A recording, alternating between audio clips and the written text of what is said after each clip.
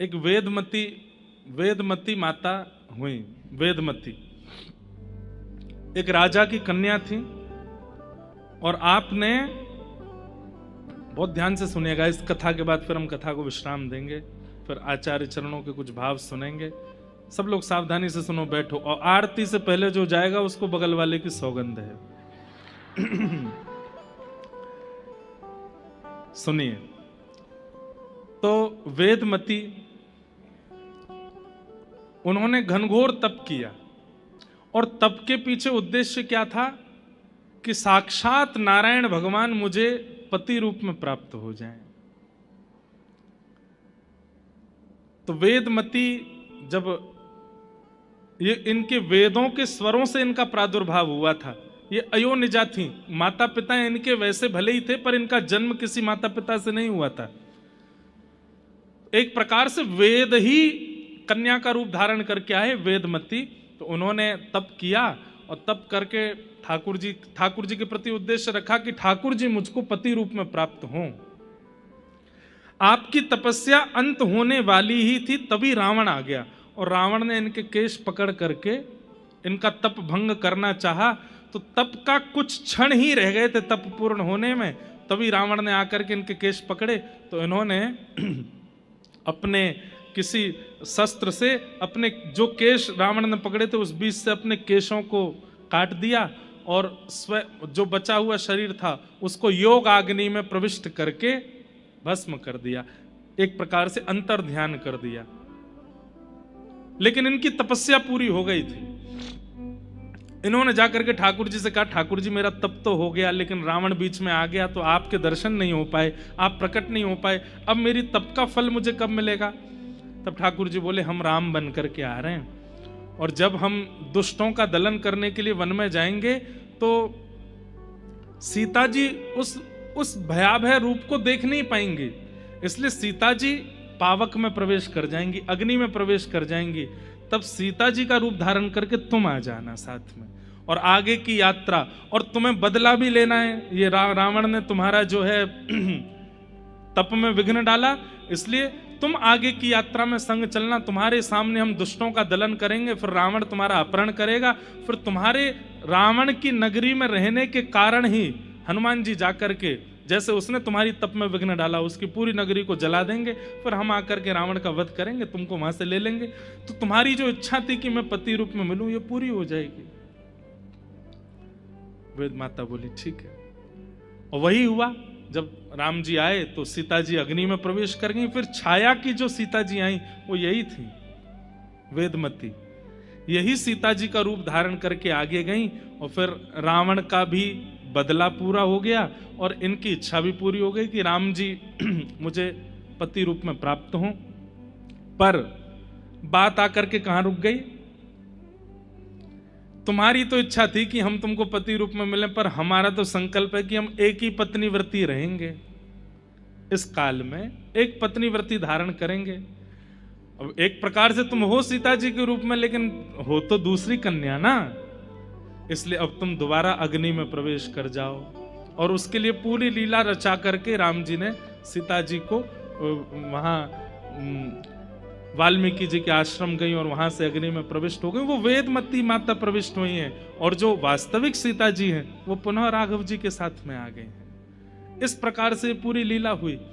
लेकिन वेदमती बड़ी नाराज हो गई, बोले कि भगवान, क्या तप में तप करने वाले की ही इच्छा होती है, ठाकुर जी की इच्छा नहीं होती?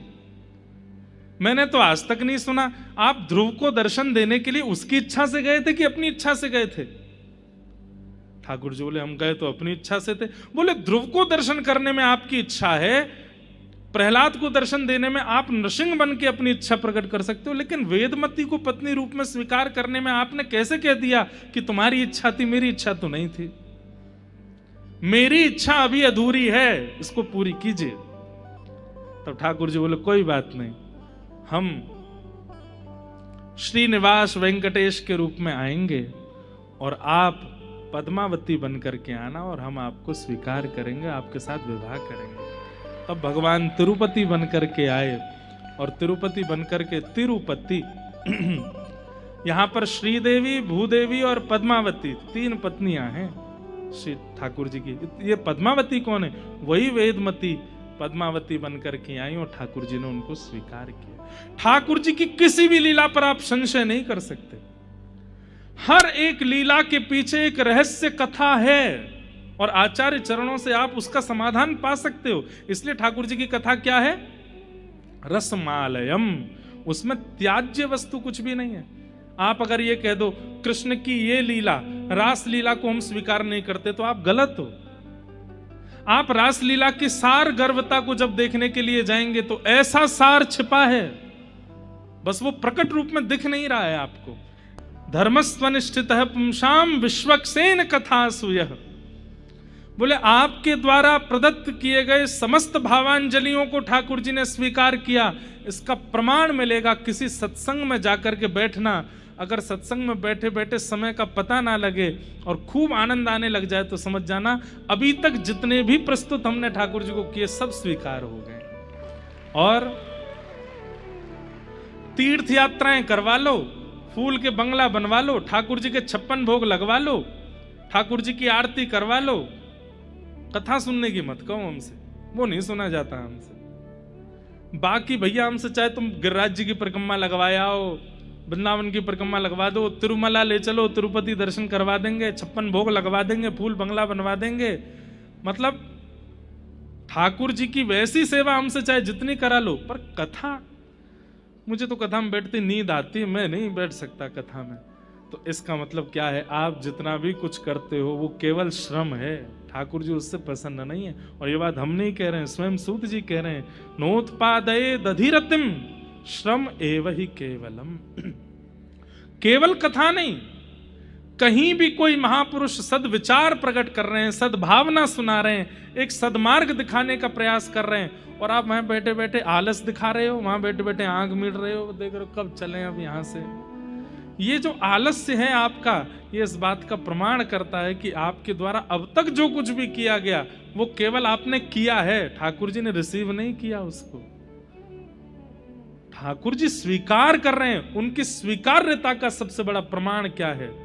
कथा में रुचि होना, सत्संग में रुचि होना, भगवत वाणियों में, वैष्णव वाणियों में रुचि होना, इस बात का प्रमाण है। हनुमान जी महाराज बैठे थे कथा में, इतनी भाव से कथा चल रही थी कि हनुमान जी रो रहे थे, हे मेरे राघव, हे मेरे राम, हे मेरे रघुवीर, हे मेरे प्रभु, ऐसे कह करके रो रहे थे।